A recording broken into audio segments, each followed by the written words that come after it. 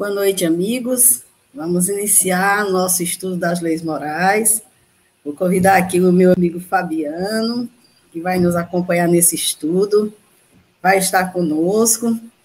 No primeiro momento, eu fiz um trabalho sozinho, mas assim, de um apanhado geral das leis morais. Agora nós vamos passar para um estudo mais detalhado. E aí o Fabiano vai somar junto, vai estar conosco nesse trabalho.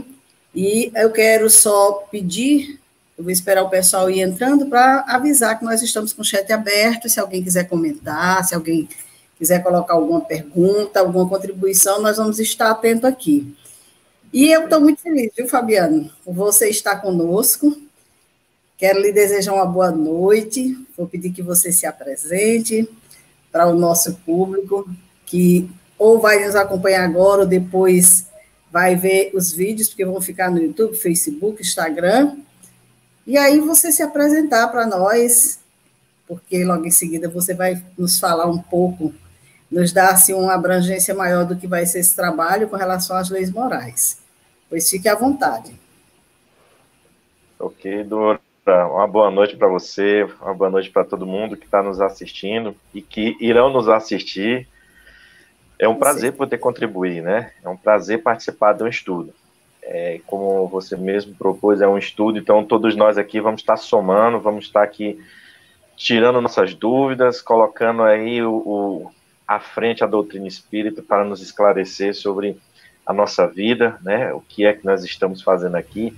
É uma pergunta que ela parece sim repetitiva, mas a gente tem que parar sempre para refletir nessas perguntas, porque muitas vezes a gente acaba se esquecendo, e aí a gente vai fazer aí rapidamente um apanhado para mostrar um pouco isso, né? Que a espiritualidade fala para a gente que uma coisa no plano espiritual está tudo lá acertado, o planejamento está ok, mas a execução ela exige um algo mais nosso, né? Vamos dizer assim, uma manifestação maior nossa nesse campo da espiritualidade. Aqui em Brasília, onde nós estamos residindo atualmente, a gente faz uns estudos na Federação Espírita Brasileira, especialmente na obra O Céu e o Inferno, né? Antes da pandemia, nós participávamos também de um trabalho que acontece, né, e que, se Deus quiser, vai voltar na Federação, na parte da tarde, existe diariamente uma apresentação de algum tema do Evangelho. Então, eles convidam, normalmente, ou quem é os trabalhadores da casa, mas eles têm pego muitas pessoas que são os estudantes, pessoas que estão dentro das obras, né? E convidando para fazer parte desse trabalho. Então é muito bom, muito interessante. São 40 minutinhos que você faz reflexões importantíssimas.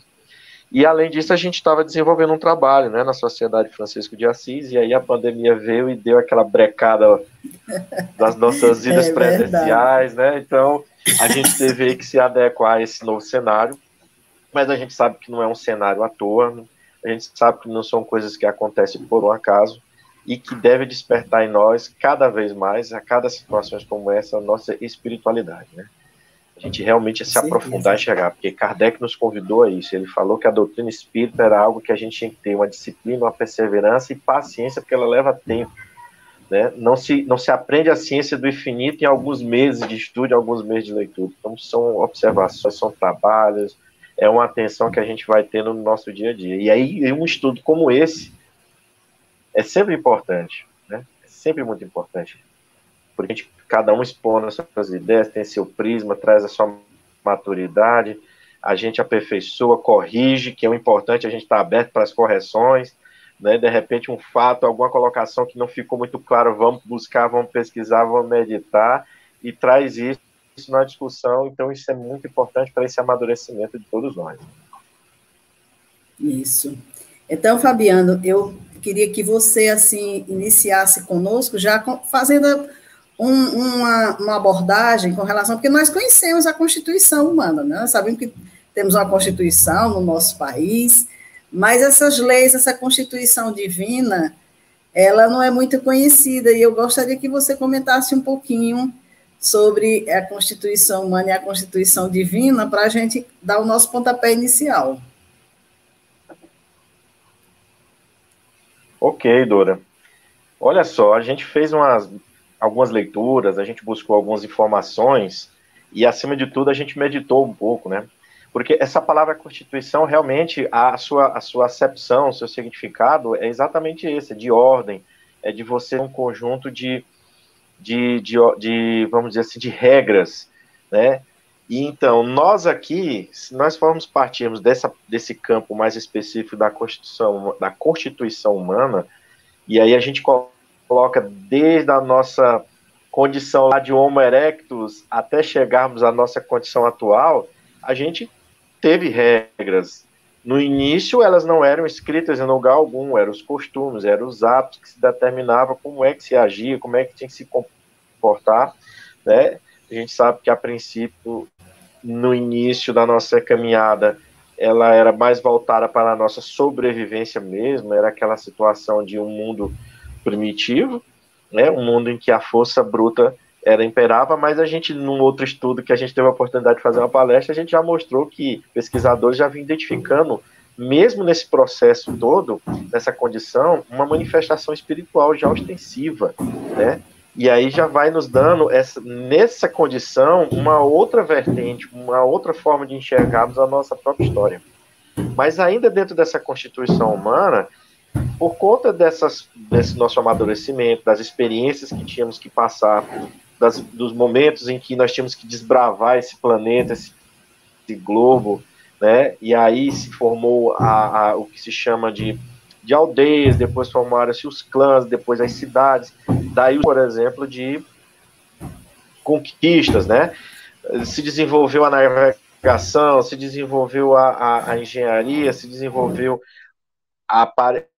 assim, a passos, vamos dizer, um pouco mais lentos, a questão da medicina, né? E aí a gente foi se colocando dentro desse contexto do mundo. Dentro disso, a gente acabou aí criando várias situações de dificuldades. A gente, por exemplo, não tinha muito respeito por as culturas alheias, né? Então a gente acabava entrando em um processo de escravização, a gente criou desordens sociais, né? Mas se a gente for perceber, dentro da maturidade espiritual e intelectual da época, era até natural essa forma, esse comportamento. Essa forma de atuar, ela está muito bem embasada hoje, se a gente considerar somente a Constituição humana, né? Nós temos regras bem definidas, nós temos leis aí bem definidas, mas conforme, obviamente, a nossa condição, o nosso atual momento, assim como foi em outras épocas atrás. Então, a nossa lei humana, ela vem se aperfeiçoando, ela vem se adequando, à medida que a gente vai mudando, amadurecendo, nossos comportamentos vão se alterando, em que a gente vai se tornando mais sensível, principalmente essas questões mais de violência, de hostilidade, naturalmente que a gente procura se ajustar, né, não só no campo do comportamento, mas para os que estão ainda muito rebeldes, que a gente sabe que a maturidade espiritual ela tem o seu tempo, é preciso criar algumas leis até mesmo mais duras em alguns momentos, né? A gente sabe que, infelizmente, o outro viés da lei humana é que muitas vezes elas são criadas para atender determinados agrupamentos. Isso a história também nos mostra. Mas nem por isso, né, todos esses que um dia se beneficiaram, que criaram todo esse sistema, vamos dizer assim, em causa própria, né, aquelas nações, aqueles países têm tido a repercussão futura, né, que é o caso, por exemplo, da independência e da emancipação de alguns países, de alguns lugares, principalmente na região da África e na região da Ásia. Quando a gente olha para esse contexto, que tem muito mais detalhe, muito mais situações que poderiam ser vistas, a gente observa o que temos em nós de constituição divina. Quando a gente olha para as nossas ações no campo da religiosidade, nós sabemos que a religião em si, né, as formações, os agrupamentos religiosos, eles tiveram também sua participação nesse processo de desenvolvimento das nações. Só que a religião estava sendo vista não como uma forma de religar o homem exatamente. Isso ficou aí num campo muito, muito restrito, podemos dizer assim. Porque, infelizmente, o interesse maior era o interesse de riquezas, era o interesse de um status social, enfim. Mas essa constituição divina, nós a temos. E se nós formos olhar de uma forma bem ampla, essa é a nossa constituição como um todo. A experiência que a gente tem no campo material é que vai nos colocando a par dessa realidade. Então, se a gente vai descobrindo as leis da física, as leis da química, as leis da biologia, né, vai desenvolvendo outras áreas da ciência a partir dessas leis que o homem vai descobrindo, elas são criação divina.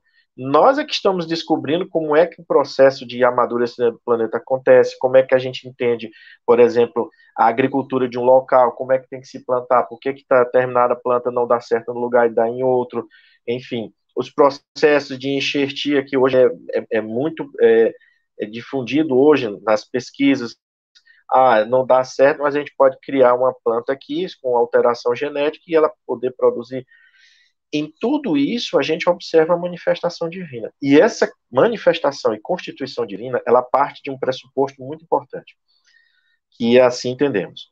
Ora, nós estudamos no Livro dos Espíritos que, quando Kardec pergunta o que é Deus, e a espiritualidade responde que é a inteligência suprema, a causa primária de todas as coisas, a gente tem essa resposta muito clara diante do que a gente acabou de falar. Mas Kardec fez uma pergunta muito interessante: de onde é que eu sei que realmente existe essa potência divina? Como eu sei que essa é a potência divina, é a causa primária, né? E eles nos dão duas respostas muito interessantes. A primeira, que é um axioma que diz que não pode existir um efeito sem causa. E a outra, que conhece-se o autor pela sua obra. Então, tudo o que não foi criado pelo homem e que está devidamente criado no nosso ambiente é criação divina. Porque não se pode pensar que toda essa estrutura, toda essa organização milimetricamente calculada, matematicamente perfeita, em que a gente está entendendo, tenha sido o acaso. Então a espiritualidade já nos responde: o acaso não existe. Né? E aí a gente parte também de um pressuposto de que a época quando Kardec começou a realizar esse trabalho das manifestações, e aí é um ponto importante, a observação do fato, naturalmente que existiam as correntes contrárias. Nós não acreditamos, isso não pode ser uma inteligência. E Kardec vai mostrando que, se tudo tivesse ficado no campo dos movimentos físicos, simplesmente um subir, um rodar, tudo bem, ficaria nessa área, nesse campo. As leis físicas poderiam explicar plenamente os movimentos. O que acontece é que os movimentos traduziam em frases, criavam frases, respondiam a perguntas de alto teor moral, filosófico, matemático.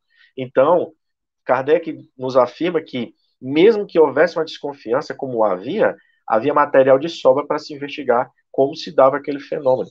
Então, vem nos mostrar que nós somos espíritos dentro de um momento da nossa evolução hoje, na condição de individualidade que já tem uma inteligência, já é capaz de raciocinar, já tem um certo grau de moralidade, e aí é preciso que, dentro do nosso histórico, e obviamente isso aconteceu, mas agora ela acontece de uma forma até mais ostensiva, é o nosso forma de entender as leis divinas.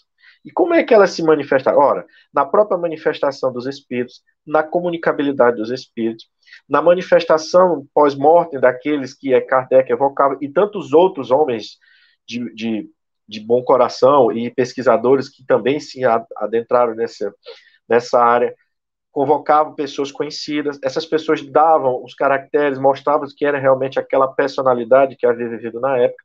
Obviamente que essa questão de quem é que se manifesta não é uma regra que devemos estar muito preocupados, mas sim em o teor da informação, né? Porque o próprio Cristo nos preconizou isso: conhece-se a árvore pelo fruto. Uma árvore boa não pode produzir maus frutos, uma árvore má não pode produzir bons frutos. Então, nós somos espíritos, somos uma individualização do princípio inteligente, adquirimos essa condição de raciocinar, e hoje, nessa condição de estarmos na espécie humana, vivendo, vamos pegar especificamente essa constituição humana nas nossas relações aqui, mas não estamos aqui fora da constituição divina, porque ela se sobrepõe sobre nós. É bem verdade que eu posso fazer um mau uso hoje aqui de uma informação, de uma condição, e não ser pego pela legislação humana nossa. Mas a legislação divina ninguém escapa. A legislação divina, ela não deixa passar um único tio. E isto, há muito tempo, é uma causa de preocupação para quem só está interessado em viver os prazeres do mundo. Acreditando que dizendo que não existe ou que isso não é possível, isso vai lhe dar o agrado para dar continuidade ao que eles entendem que é o bom. Mas a lei divina está onde registrada em nós? Que a espiritualidade nos diz? Na consciência. De alguma forma, a gente ainda consegue abafar essa consciência dizendo que a gente está indo no sentido contrário.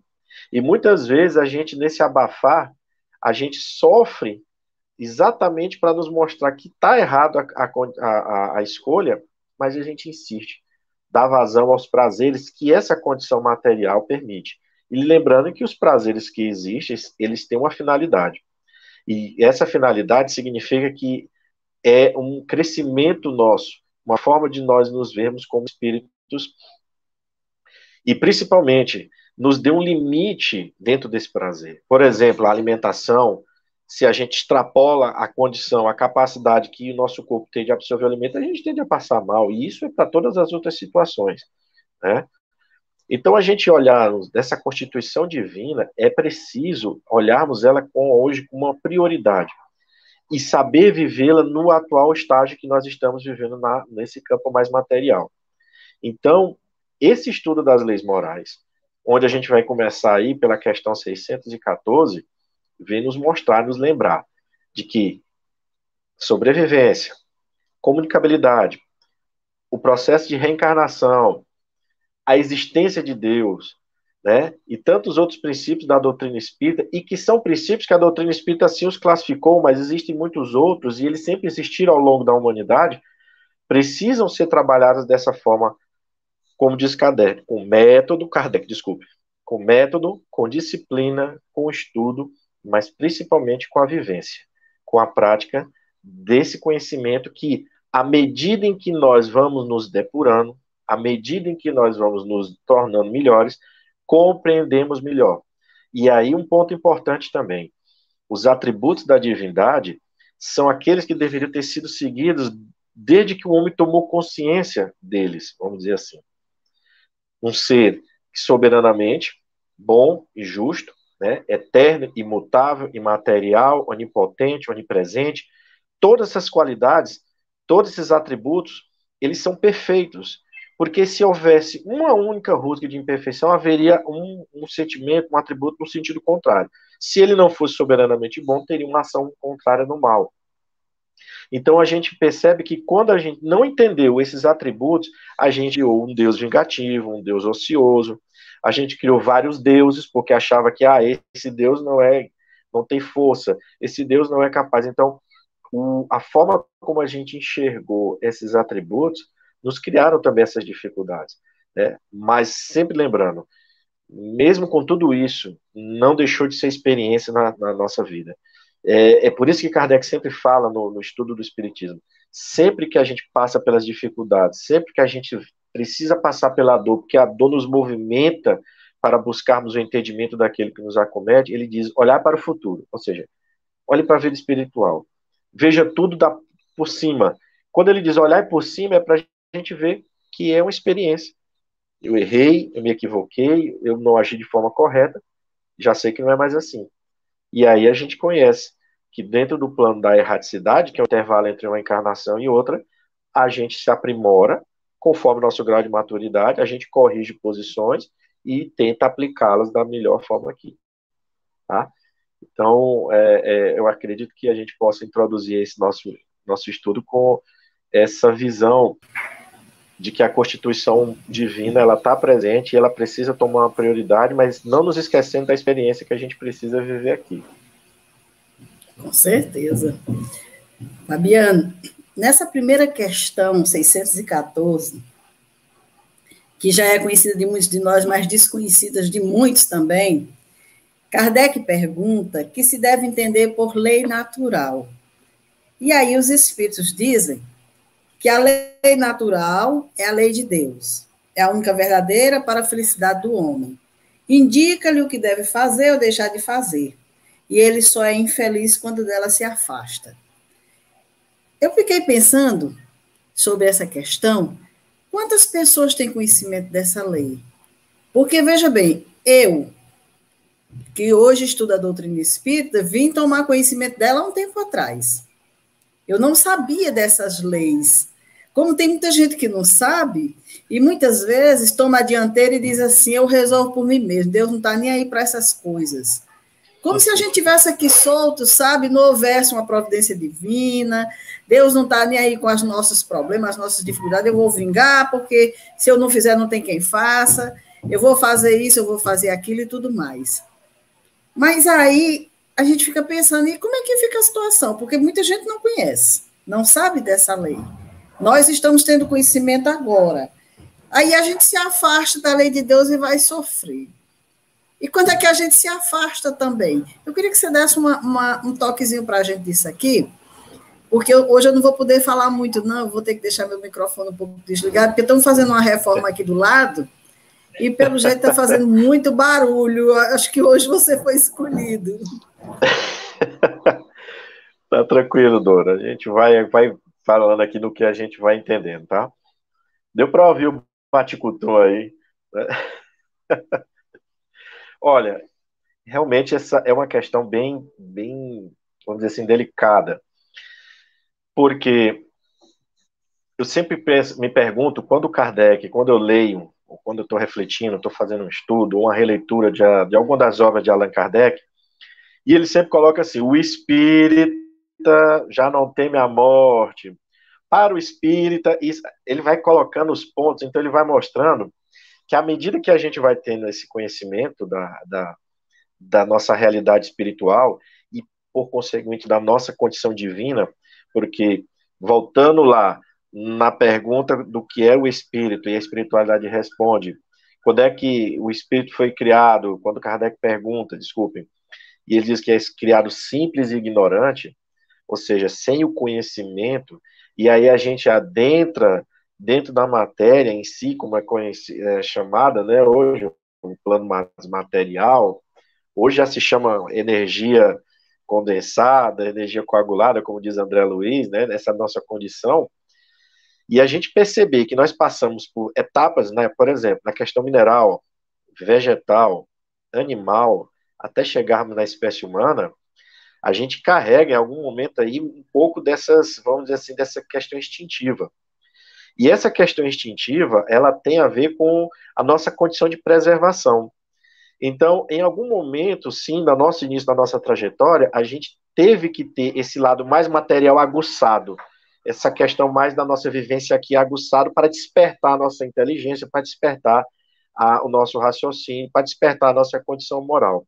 Só que hoje, a gente fala, vamos dizer, o hoje, mas já com algum tempo, né? Quando a gente fala hoje, o nosso senso moral é que nos sobrepõe sobre a questão, por exemplo, dos animais. Então, se eu me deixo levar muito pelo instinto de conservação, eu posso ter uma atitude agressiva.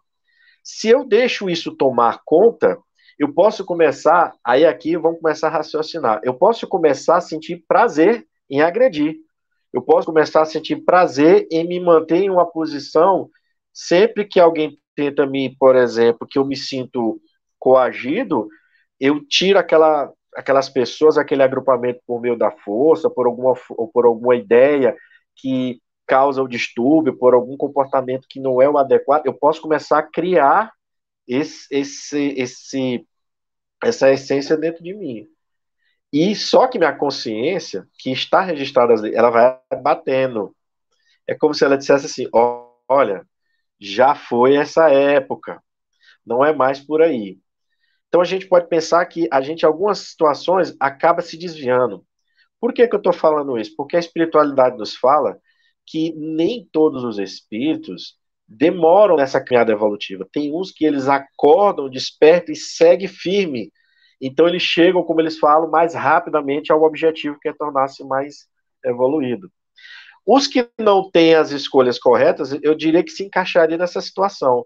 Em alguma situação eu gostei, foi legal, né, senti por conta da minha constituição material aquele prazer, e aí o meu espírito começou a achar que aquilo era o certo, e eu comecei a fazer o mau uso das leis divinas.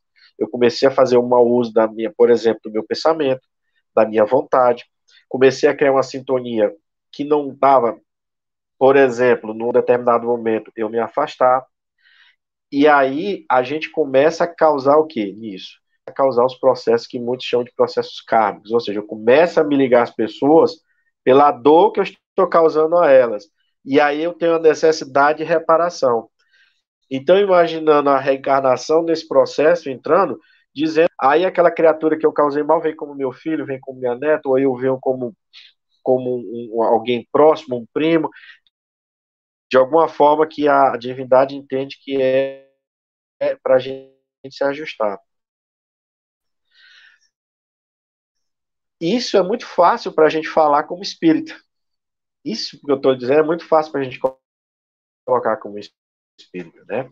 Mas para a grande massa que ainda existe, ou para a grande massa que está reencarnando e que estava há muito tempo no plano espiritual numa condição inferior que eu falo em regiões dolorosas, pelos seus maus hábitos, pelas suas atitudes reiteradas em fazer atos que acometiam as pessoas de sofrimento.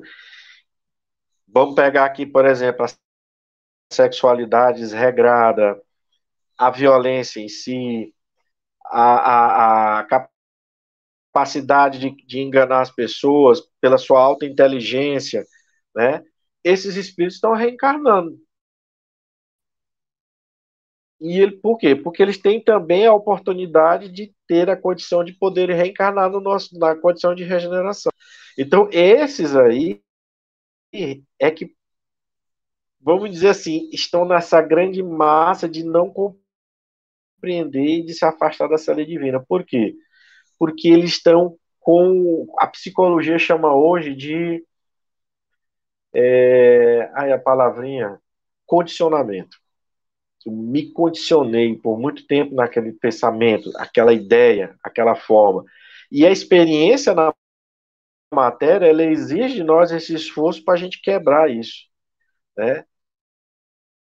Se a gente for entrar numa questão mais profunda, quando se fala assim que o nosso inconsciente comanda, a gente poderia até dizer que não seria o inconsciente em si, seria a nossa bagagem toda que a gente não consegue lembrar, porque a gente ainda não tem a capacidade, que está se sobrepondo ali naquela situação, e aí a pessoa faz aquela pergunta: eu devo ou não devo pegar esse dinheiro? Eu devo ou não devo entrar nesse esquema? Eu devo ou não devo bater na minha esposa? Eu devo ou não devo tratar essa pessoa com racismo, de cor, de questão sexual?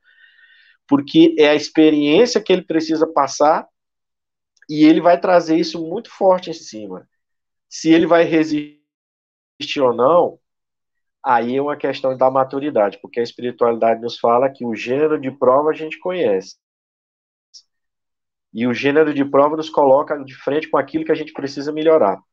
Então, se a gente imaginar que boa parte desses espíritos há muito tempo não reencarnavam e estão tendo a oportunidade agora de vir para se trabalhar, é natural que o mundo esteja nessa situação de relações tumultuosas. E isso é a condição deles, porque nós também podemos estar já reencarnando há várias vezes seguidas, tendo oportunidade, e a gente está batendo na parede, não está conseguindo, não está querendo mudar. É o caso, aí aqui eu vou fazer um parênteses muito rápido, é o caso de alguns casos de suicídio, que a gente sabe na literatura hoje, e sabe também pelos trabalhos nas casas espíritas, pelas reuniões mediúnicas, que existem espíritos que, infelizmente, eles reiteram no suicídio, uma encarnação atrás da outra, uma encarnação atrás da outra, até que a espiritualidade tem que atuar, dando-lhe um corpo em que ele se torne incapaz de produzir a própria morte.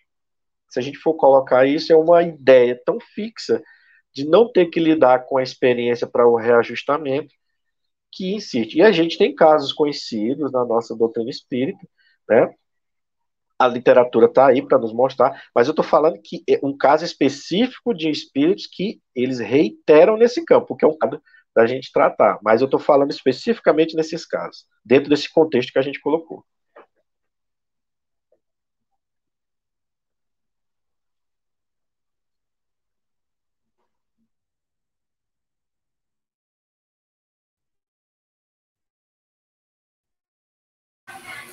Eu não sei se travou aqui para mim, não. Tá tudo bem, né?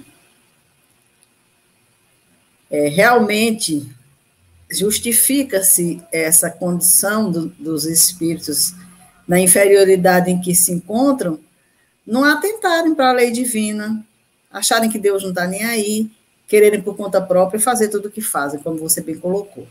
Mas vamos aqui avançar para 615, né? Que é a pergunta se é eterna a lei de Deus. E que os Espíritos disseram eterna e imutável como o próprio Deus. Então, nós estamos aqui falando de uma lei que existiu desde sempre. Desde que Deus criou o mundo.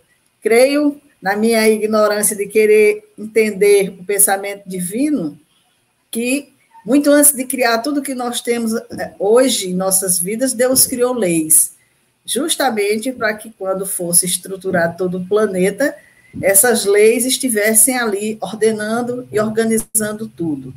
Então, é claro que é imutável, é claro que essas leis são perfeitas, porque elas partem de um ser perfeito. Deus é a perfeição, como bem falou Fabiana agora há pouco, né? Não pode um ser perfeito criar nada falho, nada errado, de maneira nenhuma. Então, Deus criou essas leis para organizar o universo. Não é uma lei que atue só na Terra, não é uma lei que atue só no planeta Terra. Ela ordena todo o universo.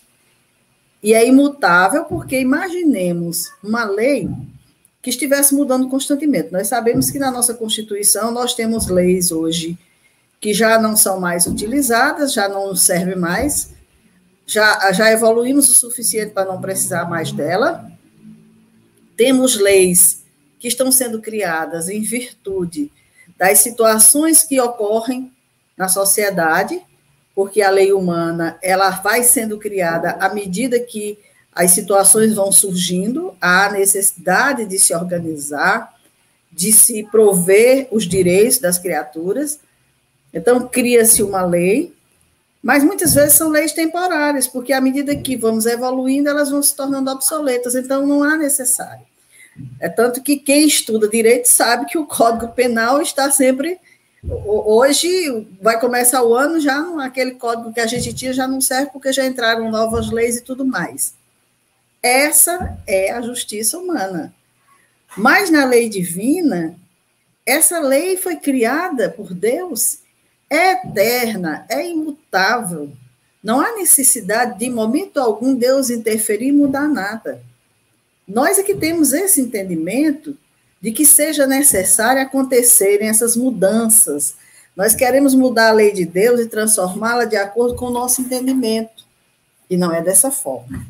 Então, dentro desse entendimento aqui, nós trouxemos aqui esta obra belíssima, gosto muito do Miramês, quando ele fala sobre essa questão da lei eterna com o próprio Deus.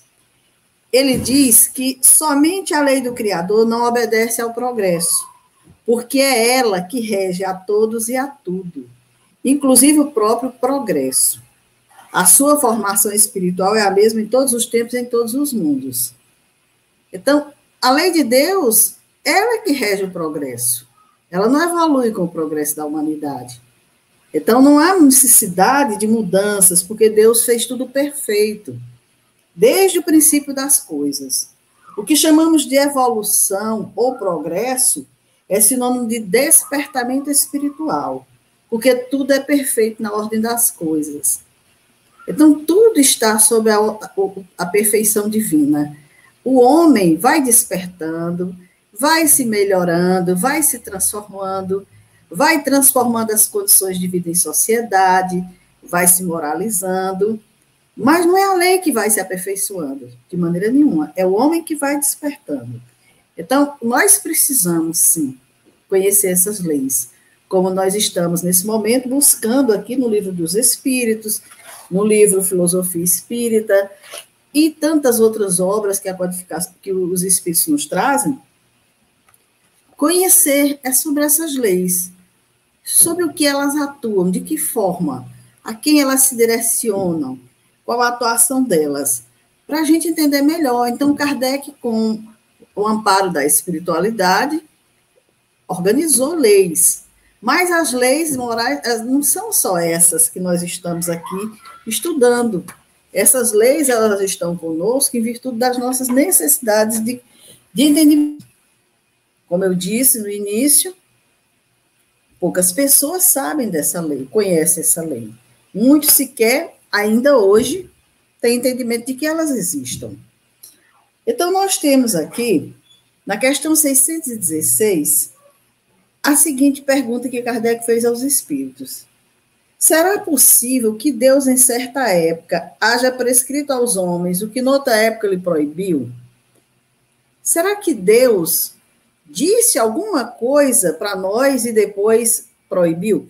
Essa pergunta ela é interessante porque nós vimos, quando a gente vai ler o Antigo Testamento, a gente vai encontrar muita informação que lá se encontra e que, tal qual os nossos livros de direito hoje, as leis humanas não se aplicam mais.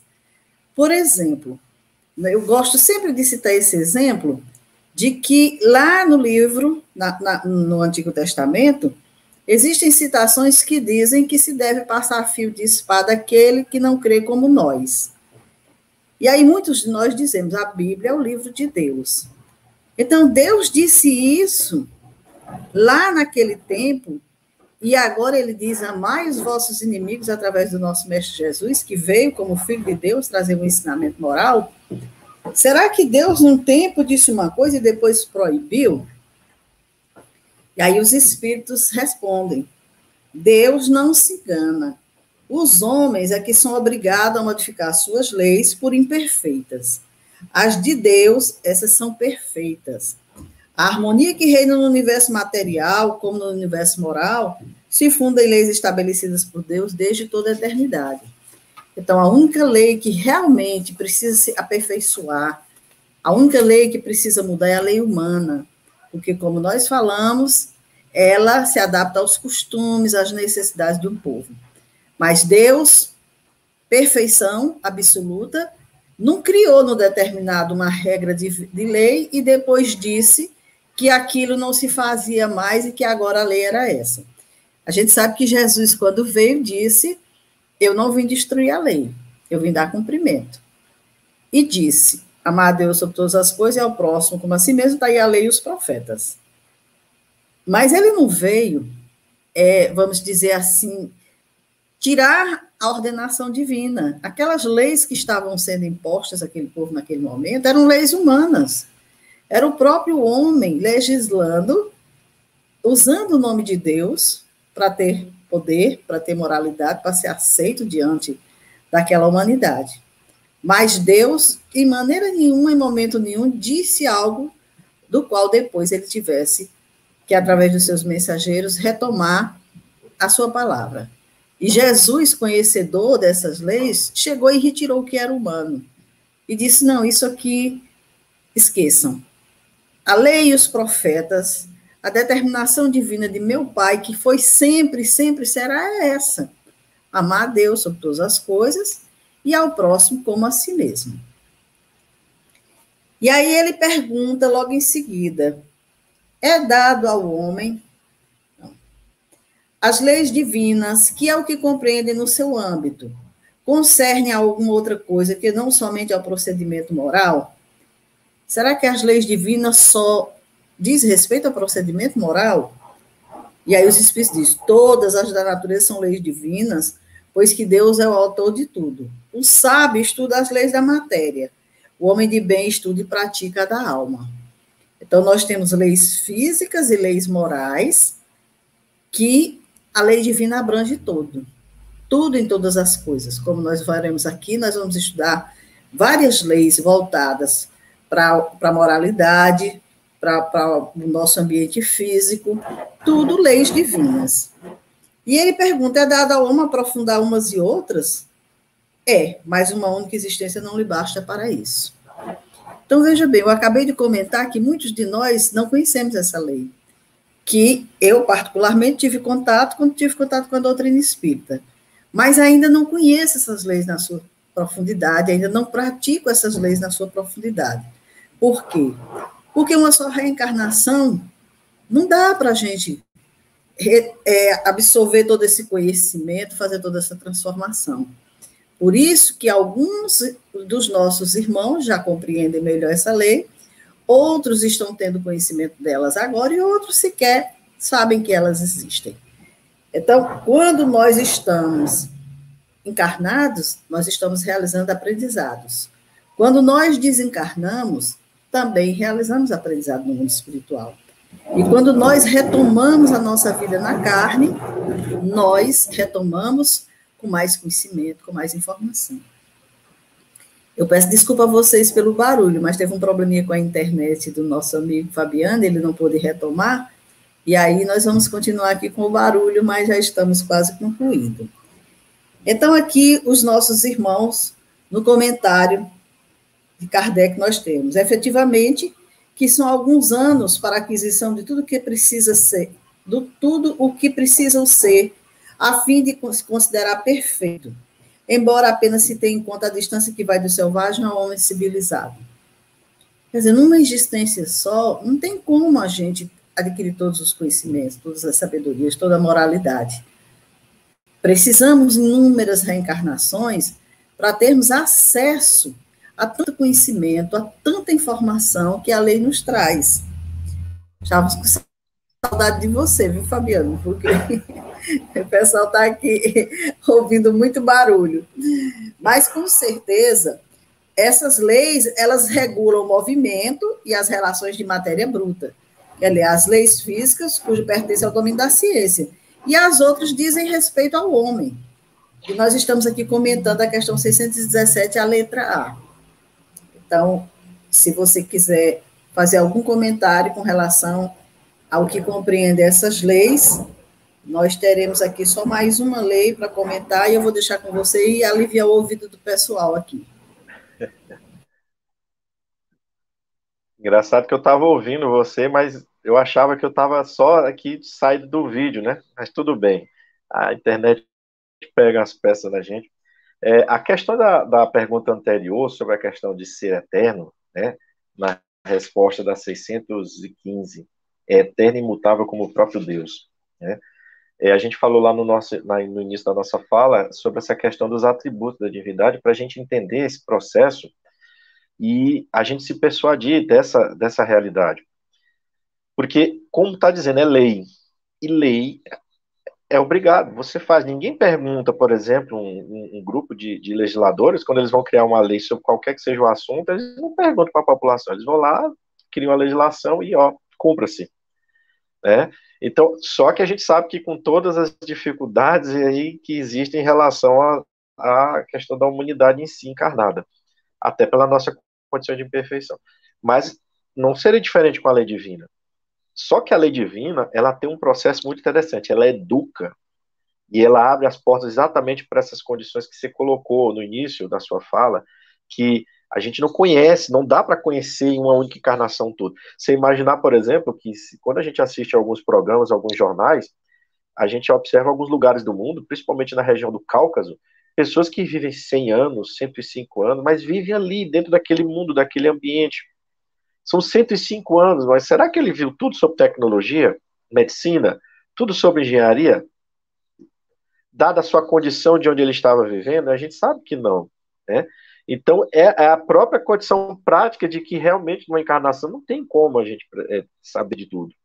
E naturalmente que os homens de ciência, os homens e mulheres de ciência, eu sempre digo, eu tenho muito respeito, porque essas pessoas são estudiosas, são dedicadas, são plenas no estudo das leis, vamos dizer, físicas, como foi bem colocado, né? O homem, quando ele diz aqui que o sábio estuda as leis da matéria, e o homem de bem estuda as práticas da lei da alma. Então, quando ele sentir que essa onda que o movimenta nos estudos da lei da matéria e o movimentar para essas leis morais, com certeza nós teremos uma melhora significativa do nosso mundo. Porque ainda se apoia no pedestal da ciência como uma forma de ignorar a questão espiritual. Kardec diz que as corporações científicas, quando elas são chamadas nas questões espirituais, muitas pessoas já colocam como certa a sua opinião ou como uma grande avaliador, né? Um grande validador da condição contrária espiritual. Mas Kardec, naquela época, escrevendo, ele sabia que a ciência não estava interessada naquele momento no espiritismo, mas ele sabia que com o tempo, e já com as transformações da época que ele via, não demoraria para que começasse a ter a atenção específica, né? E essa atenção vai ser uma mudança muito significativa para todos nós. Porque nós temos aí hoje grandes homens da medicina, da física, que se dedicam a entender esse mecanismo. Então, eles estão trazendo para nós, tentando traduzir essa lei divina num campo mais em que a gente aperceba-se dela e veja que está intrínseco em nós. Por exemplo, a comunicabilidade. Quando a gente fala que o médium é um instrumento ali, o mediador de uma entidade espiritual que vem e traz o seu recado, ou que tem que se manifestar para um tratamento, mas nós temos também a comunicação entre os encarnados, e a ciência já trabalha muito essa questão da telepatia. Então, o pensamento, a sua manifestação, o meio que é o fluido cósmico universal, como é chamado por Allan Kardec, está aí já na iminência do cientista, dando alguns nomes. Olha, o pensamento se manifesta, só não estou sabendo qual é o meio, não estou entendendo qual é o meio, porque está se acostumado com a manifestação do som, está se acostumado com a questão da luz se propagando pelo ar. E esse pensamento é por onde? Porque ele está indo. Como é que eu isolo alguém num quarto, ponho no outro, ponho aqui um equipamento para medir e percebo que quando esse pensou nesse aqui, ele captou. Então a ciência está sendo levada porque não tem para onde correr. A questão moral, ela é algo que precisa ser rapidamente, eu vou dizer assim rapidamente, mas esse rapidamente ele é só uma forma de expressão, porque a gente sabe que todo mundo tem sua etapa. Das leis divinas presentes em nossas vidas se manifestarem. Porque, lembro-me agora de uma mensagem de Emmanuel muito interessante, que chama-se Instruções Fraternais. Está no livro Fonte Viva. Ele diz que quando o coração que se entrega a Jesus, que se transforma, e aí Jesus, vamos pegar o Jesus do Sermão do Monte, porque a gente está muito acostumado com o Jesus da cruz, né? Vamos pegar o Jesus do Sermão do Monte, né, que nos trouxe aquelas lições imperecíveis, como a Dora colocou. Pegou toda a lei, os profetas e disse, é aqui, é isso aqui que vocês precisam se dedicar agora. Né? Quando a gente pega essa figura do Cristo nessas acepções de nos modificar moralmente, a gente tem que ter esse comportamento do Sermão do Monte. A gente precisa ter esse entendimento de por que alguém é bem-aventurado quando está aflito. O que significa essa aflição? Por que Jesus disse que ele tinha pressa que o fogo se acendesse? E as pessoas interpretaram isso de uma forma como se fosse um campo da força física que deveria imperar, como foi que ele diz, eu vim trazer a espada. Né? A linguagem, a época, e aí a Dora falou, fazendo um comparativo do direito, a época lá de Jesus trazendo para hoje, quanto se modificou e enquanto ainda algumas cabeças se mantêm fixadas de que a espada é a espada de atacar agrupamentos, é a espada de dizer que a minha doutrina é certa, a sua é errada. Infelizmente, a gente ainda tem isso dentro do cristianismo, ou seja, a gente ainda não vive o cristianismo na acepção, né? Então, a gente percebe que realmente, quando na questão 617A fala que uma só encarnação não dá, as nossas próprias atitudes ao longo da nossa trajetória nos comprovam isso. Mas a gente precisa ouvir a voz da consciência, a gente precisa olhar dentro do nosso próximo, que é a nossa família. A família é o maior laboratório divino que existe, porque se a gente não se dá com aqueles que são os nossos consanguíneos, vamos dizer assim, com aqueles que cresceram conosco, conviveram conosco, como é que eu vou lidar com o outro de fora? Como é que eu vou lidar com a dificuldade? Porque se a gente observar bem nas nossas famílias, a gente tem aí um representante de cada tipo de personalidade que existe no mundo, né? E aí a gente percebe como Deus é sábio e nos coloca de pouquinho para ver como é a reação, né? Então percebam nós que a família tem esse papel importante, né? É claro que aí a gente tem visto algumas ações excessivas, mas essa excessividade está ligada exatamente a essa incompreensão da lei divina, essa incompreensão que ainda se tem de Jesus, né? E esse Jesus que a gente precisa colocar é o Jesus do Sermão do Monte, né? É o Jesus que nos traz aí exatamente as leis divinas, nos falando do amor, né? E veja que Miramês, aqui pegando só o gancho aqui do livro Filosofia Espírita, ele diz assim: a harmonia da mente é lei natural, de onde vertem todas as qualidades. Então a gente precisa colocar a nossa mente mais voltada para o Criador, olhando a natureza como a sua manifestação clara e objetiva, né? E eu digo isso porque nós tivemos um cientista na década de 50, acredito que 57, não lembro exatamente o ano, que ele nos trouxe, na época, uma forma de um dos seus colegas cientistas, que foi o Dr. Tracy Morrison. E ele escreveu um pequeno artigozinho dizendo o seguinte: olha, quem foi que calculou que a distância do Sol tinha que ser 150 milhões de quilômetros? Porque se está mais próximo, queimava tudo. Se fosse um pouco mais distante, esfriava tudo. Quem foi que calculou que a distância da Lua tinha que estar exatamente onde ela está? Porque se ela estivesse muito próxima, nós teríamos 2 vezes ao dia a maré cobrindo ali montanhas. Então ele vai chamando a atenção para esse cálculo certo, essa forma muito clara de que tudo que está na natureza está devidamente equilibrado, devidamente organizado, e que a gente deveria olhar mais para a natureza para perceber essa manifestação divina, né? E aí a gente tem olhado para a natureza como uma forma sempre de degradação. E se a gente olha para a natureza, que nos dá um subsídio, que nos dá o alimento com a degradação, como é que eu vou olhar para o meu próximo? Principalmente o meu próximo que traz também as suas experiências, as suas dificuldades. Como é que eu olho com essa criatura? Com paciência, com amor, né?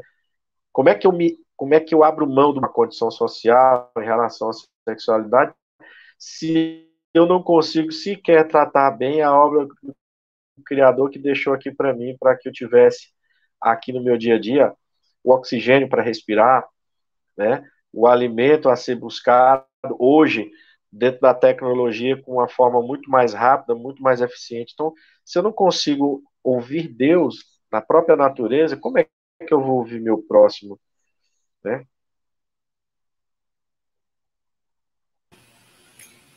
Fabiana, a nossa conversa está maravilhosa. Eu ficaria com você aqui conversando a noite toda, mas nós temos um horário a cumprir, então nós vamos concluir aqui nessa pergunta 617.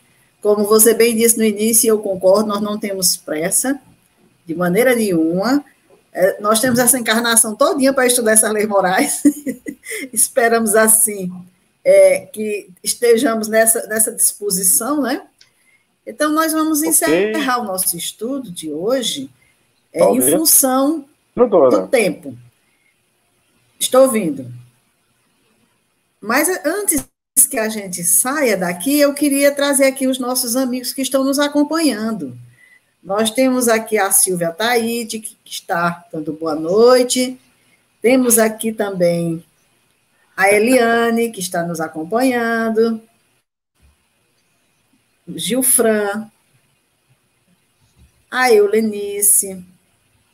São amigos da nossa Casa Espírita Semente Cristã, que estão conosco. Nós temos o Luiz Pimenta, dizendo boa noite. É sempre muito bom ouvir Fabiano.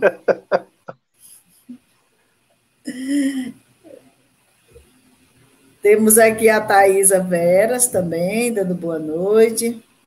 A Luane. Deixa-me ver aqui. O Antônio Carlos, boa noite, Dora. Boa noite, Antônio Carlos. Também a Augusta, trabalhadora da nossa casa. Temos a Fátima Carvalho, que também está dando boa noite, também trabalhadora da nossa casa. E temos aqui o Antônio Carlos dizendo, boa noite, Fabiano, uma grande palestra, parabéns, meu amigo. Então, são os nossos irmãos que estão nos acompanhando. E eu quero dizer para vocês que às quartas-feiras, às 18 horas, estaremos aqui, eu e o Fabiano. podem ter certeza mais o Fabiano do que eu, porque eu quero beber nessa fonte. Grande Luiz. Luiz está made em Alemanha, tá? Direto da Alemanha. Grande abraço, Luiz. Ah, tá certo. Coisa boa, está nos acompanhando, que bom, maravilha. A tecnologia propicia isso, né? Isso é muito bom. Bem, pessoal, eu estou muito grata pela participação de todos vocês, pela participação do Fabiano conosco. Quero desejar a todos uma boa noite, muitas reflexões sobre aquilo que nós estudamos aqui. E vou passar a palavra para o Fabiano para as suas últimas considerações antes que a gente encerre.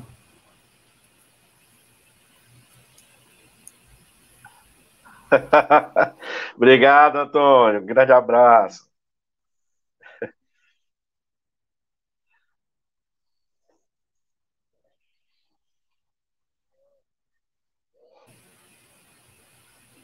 Eu acho que está tendo um atraso no compasso da nossa Como fala. Como diria Zagalo, em vocês vão ter que internet. me engolir, gente. Me perdoe, tá?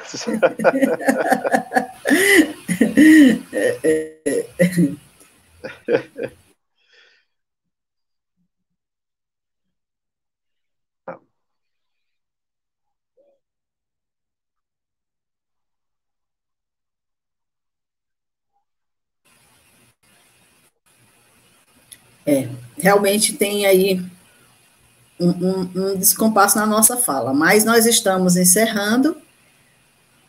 A Tassiana também está desejando uma boa noite.